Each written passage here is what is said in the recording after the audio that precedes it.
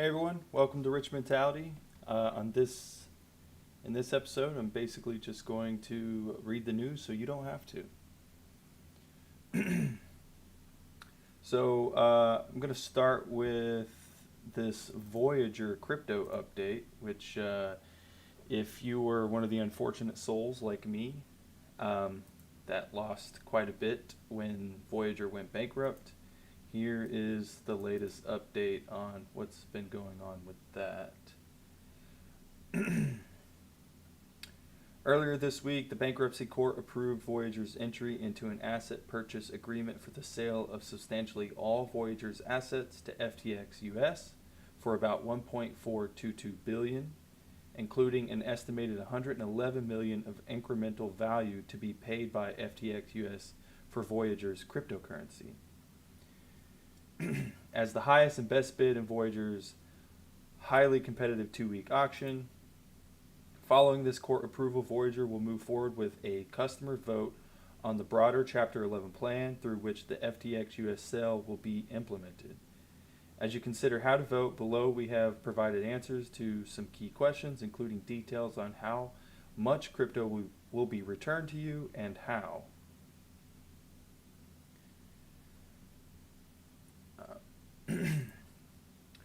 What did the court approve?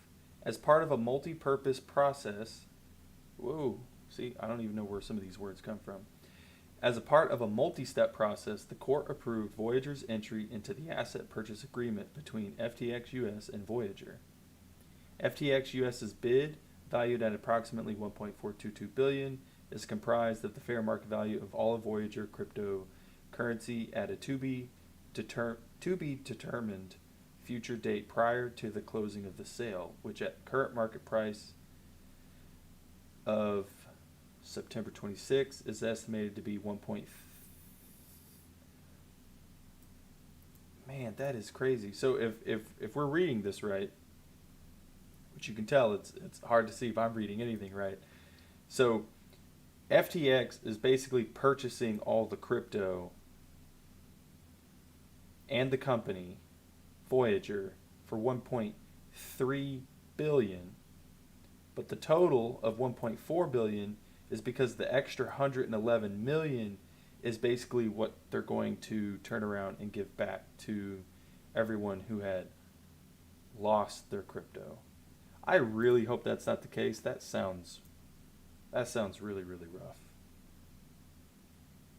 So they're basically straight up admitting that maybe only 8% that they're purchasing is ever going to go back to all the customers. That's rough if I'm reading that right.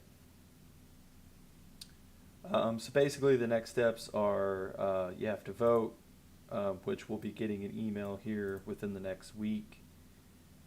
And then you have to have your vote in by the end of next month.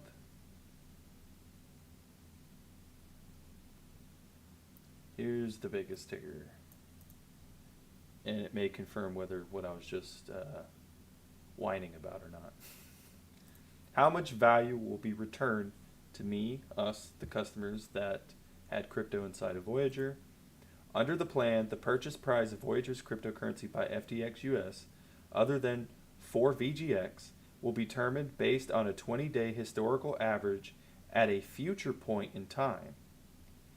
Because of this, the pro rata value each customer receives will be impacted by the price of Voyager's cryptocurrency portfolio during the 20-day reference period, which has not yet been set. So they're going to put that in the future? I mean, that would be beneficial for us because it's been nothing but downhill for 4 or 5 months now?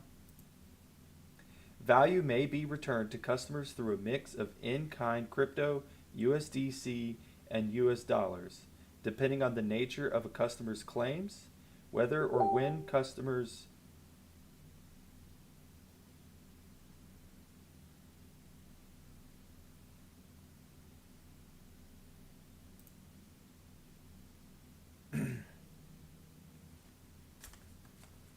sorry about that. Where was I? So basically, we're definitely not going to get all of our crypto back, and it'll be a mix of what they give us between a stable coin, which is USDC, your actual crypto, just regular USD, fiat, and the specific coin supported by the FTX US platform. So technically, Voyager had some coins supported that FTX didn't, so you definitely won't get those coins back. Only customers who transition to FTX US will be eligible to receive cryptocurrency as part of their planned distribution. Okay, very interesting. I'm okay with going to FTX. I haven't made an account with them yet, but I have been planning to. Customers who do not transition to FTX US will receive their distributions in cash from the Voyager bankruptcy estates. FTX US currently supports tokens that represent about 77% of cryptocurrency denominated claims and is seeking to add additional tokens to raise this percentage. I don't know if that's saying 77% of all coins out there or 77% of what Voyager offered on their platform. FTX US does not currently support the VGX token, which was basically the proprietary, inclusive, or would it be exclusive token of Voyager, which basically the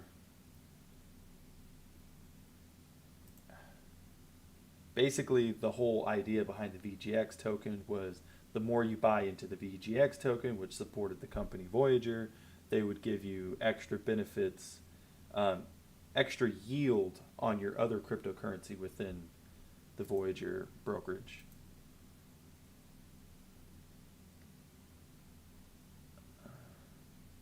FTX US has offered to purchase all VGX held by Voyager and its affiliates for a purchase price of $10 million. This is the floor price for VGX. Voyager will continue to work internally and with third parties in an effort to identify a higher and better solution for VGX that is also compatible with the FTX US asset purchase agreement. Any such alternative solution to be acceptable must deliver value that exceeds $10 million. If Voyager is unable to identify a higher and better solution for VGX, it will accept FTX US's offer, and this $10 million will be added into the purchase price for all Voyager's other cryptocurrency.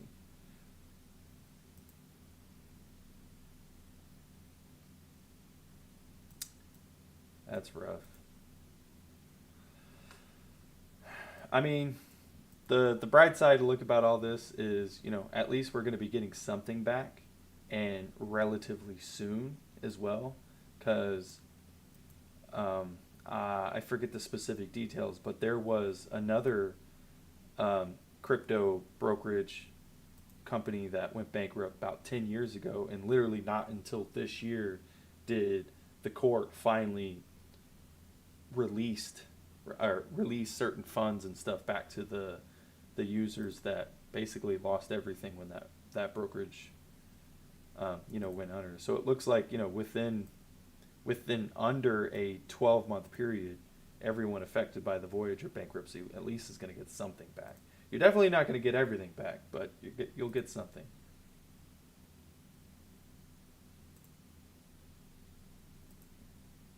But basically, they go into why was FTX US bid selected. They basically just say because it was the highest offer.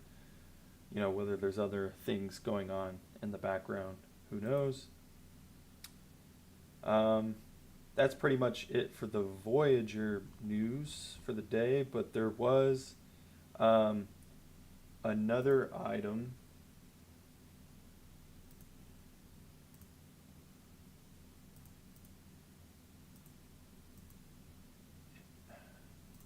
Did it disappear?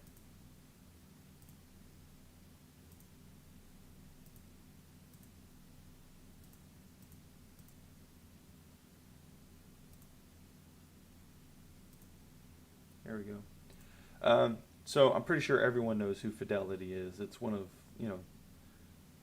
the staple old timey brokerages that have been around for. I'm pretty sure they've been around for. It's at least 50 years. Don't quote me, but it's one of the largest brokerages, most well known brokerages, and they are officially doing an ETF with Ethereum in it. Okay, that's the end of crypto news. So let's go to just regular morning brew news.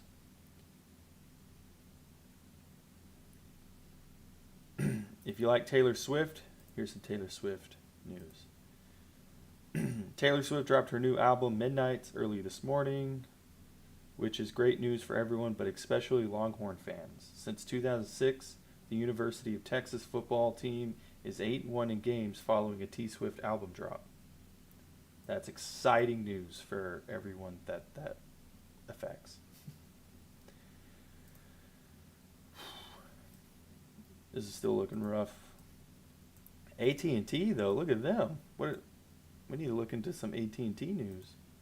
This is, if you guys didn't know, this is actually a really good dividend stock. I think right now it's like around 10%, something crazy like that.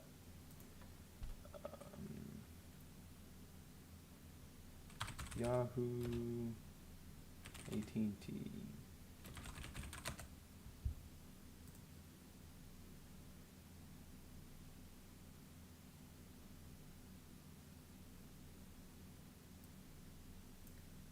Wow, I think they cut their dividends. 6.6%. That's still an insanely good yield. It's really good yield. Kind of off topic, which is the theme of my live streams at this point, but just some rich mentality, retirement type of thinking is all you have to do is be really frugal with the rich mentality, save up through investing as well, $1 million, and then you can retire on $66,300 a year, just off AT&T.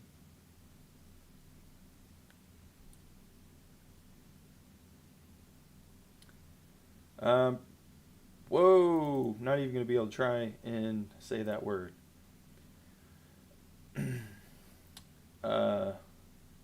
Readers and viewers know that rising bond yields can put pressure on stocks, and Treasury yields surging to their highest level since 2008 helped send the majority of equity indexes to their second straight day in the red yesterday. Corporate earnings from blue chips like IBM and AT&T continue to be the bright spot. So there you go. That's the reason why AT&T was up. Good earnings from AT&T.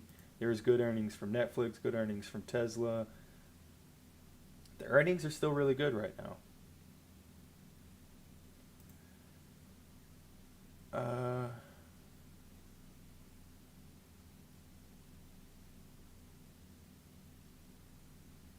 I don't think any of us really care about what's going on in UK.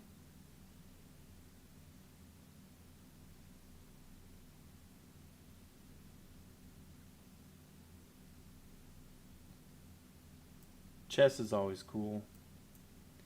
I'm going to butcher the guy's name, though. Neiman plays the Sicilian defense. Chess Grandmaster Hans Niemann, who's been accused of widespread cheating, sued Grandmaster Magnus Carlsen of Chess.com and others, also Chess.com and others for $100 million in damages. Niemann claims he's been locked out of the chess world due to the cheating allegations and accuses Carlsen and Chess.com of operating a chess monopoly. The lawsuit will escalate what's perhaps the biggest scandal in sports history.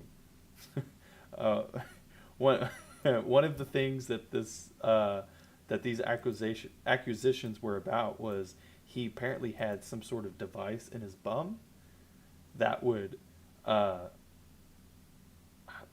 basically vibrate and let him know what his opponents were doing, or some crazy situation like that. And then I don't know if this is true or not, but apparently Neiman was like, all right, well, I'll do the next chess match butt naked.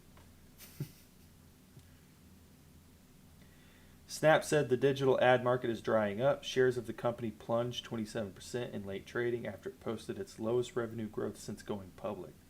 Yikes.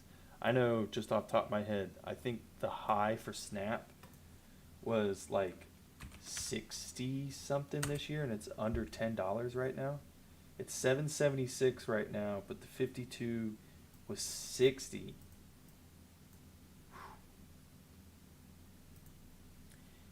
It doesn't expect things to improve going forward, which is an ominous sign for bigger companies that depend on ad revenue like Meta and Alphabet. Even before yesterday's nosedive, Snap shares had fallen more than 85% in the past year. Yeah, it's been bad.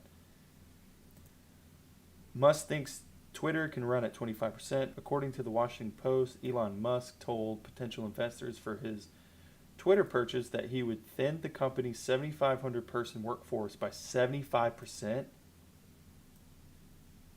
Well, that's not going to help the job market and going into the recession.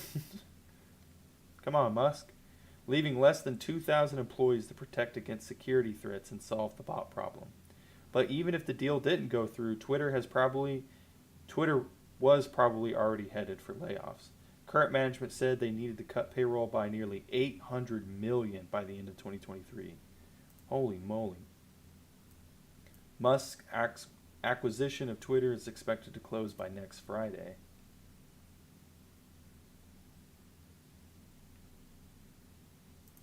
So we're going to know about Twitter by the end of the month. Cool.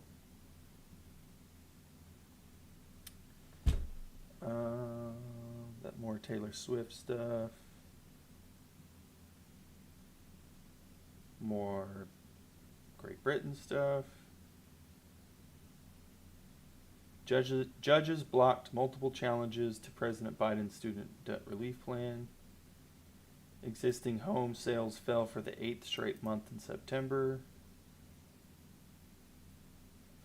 If you haven't seen my video yet about the 2022 sad housing paradox, definitely go check that one out. The videos are a lot better than these live streams. These live streams are really only for people who really just like to watch me struggle. With the videos, it's behind the scenes. I spend a lot of time editing, making the script, so you don't have to deal with all the yike moments. A jury found Kevin Spacey not liable for battery against actor Anthony Rapp, who accused Spacey of sexually abusing him in 1986. Advisors to the CDC voted in favor of adding the COVID vaccine to the recommended immunization schedule for people aged 6 months and older. Yikes. A Massachusetts woman was arrested after allegedly unleashing a swarm of bees on law enforcement who were serving an eviction notice. Man, that's messed up. Remember the key word, though, allegedly.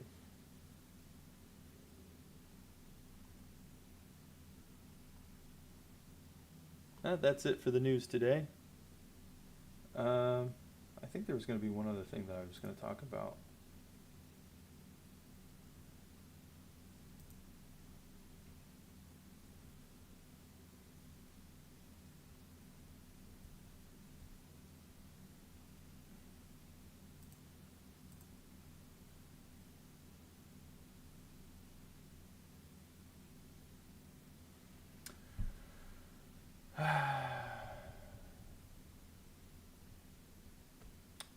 I'm all out. I guess I thought this was going to take a little bit longer for me to read through, but I did skip a lot of stuff. All right. Awesome. Well, you guys have a great weekend. See ya.